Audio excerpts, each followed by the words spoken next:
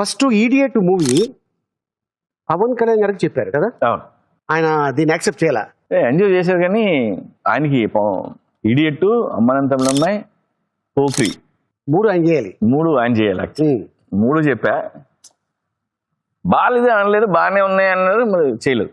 Okay, so అలా reject చేసిన సబ్జెక్టులు ఒక రవితేజ బ్యాక్ టు బ్యాక్. అవును, ఇటు స్టార్ అవుతాడు అని ఉండేది ఎప్పుడు. అచ్చా, తన అసిస్టెంట్ డైరెక్ట్ చేసేవాడు. అవును, రవితో సినిమా చేద్దామని ముందు నుంచి ఉండేది. నేను ఎన్నోసార్లు రవికి కూడా చెప్పా, నీతో నేను సినిమా చేస్తానంటే నమ్మేవాడు కాదు. ఇద్దరు అసిస్టెంట్ డైరెక్టర్లు, నేనేదో చెప్తున్నా, ఆడ బొంగు ఇప్పుడు వాళ్ళ డైరెక్టర్ ఆ రవికి ఉంటుంది, నమ్మేవాడు కాదు.